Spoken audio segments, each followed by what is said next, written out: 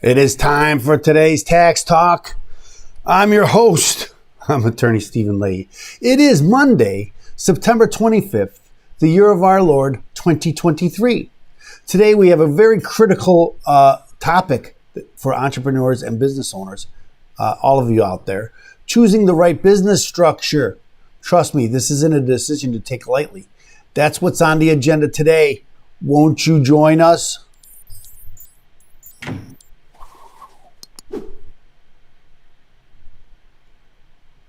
So first, let's talk about sole proprietorship. Now, most people who start a business, that's what they do, right?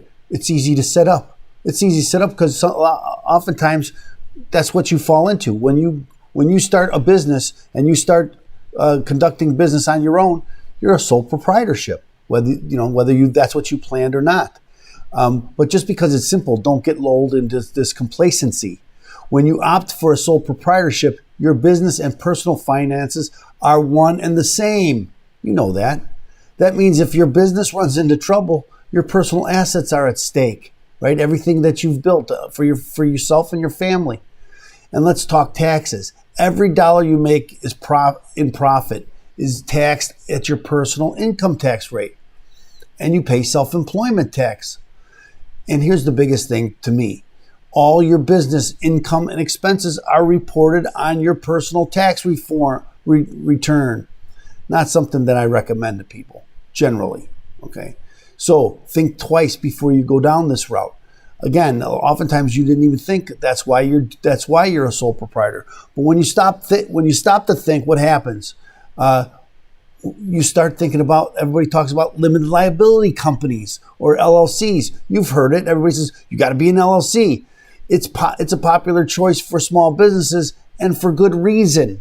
With an LLC, your personal assets get a layer of protection separate from your business. You always want to separate yourself from your business. Your business is different than you. Additionally, you've got some flexibility in how you're taxed. Most people who are LLCs, though, they're single member LLCs, and they're taxed on their personal tax return, just like a sole proprietor. Again, something I don't generally recommend.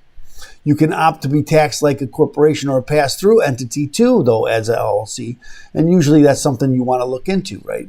Again, for the very reason I just told you. You want to get your tax return, your business income and expenses off your personal tax return, right? So when you opt to be treated as a subchapter S, for instance, you can file a tax return on the business itself and take it off your personal taxes.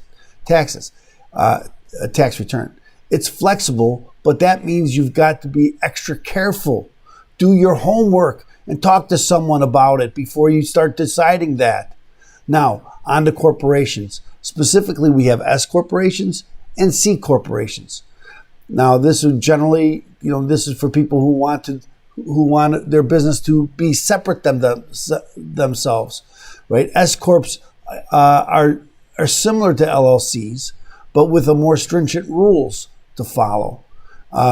Usually, not always, but usually companies that I help generally want to start a subchapter S corporation.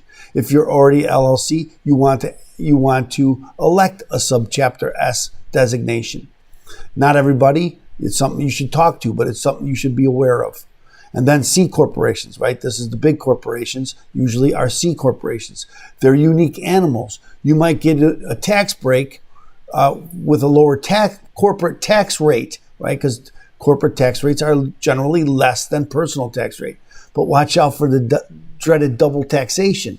Profits are taxed at the corporate level, and then again when they're passed along to you as dividends. Now, sometimes it doesn't matter if you pay all the money out, but again, you want to set yourself up for success, and you have to be planning, and that's why you should talk to someone. But these are the three options that people have. So the structure you choose impacts not only just your taxes, but also your liability, and that's a big plus. And you have to follow all of the rules to get that liability protection. And it also affects your financial future.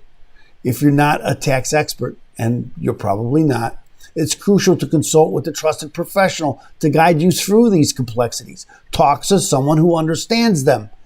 So that's a wrap for this episode. Remember, when it comes to business, it's not just about making money. It's about keeping it and making it work for you. If you want more about taxes, the IRS, or your business, sign up for my newsletter. It's free. Go to opentax.com, sign up, or subscribe to this channel. Until next time, stay informed and stay free. Out.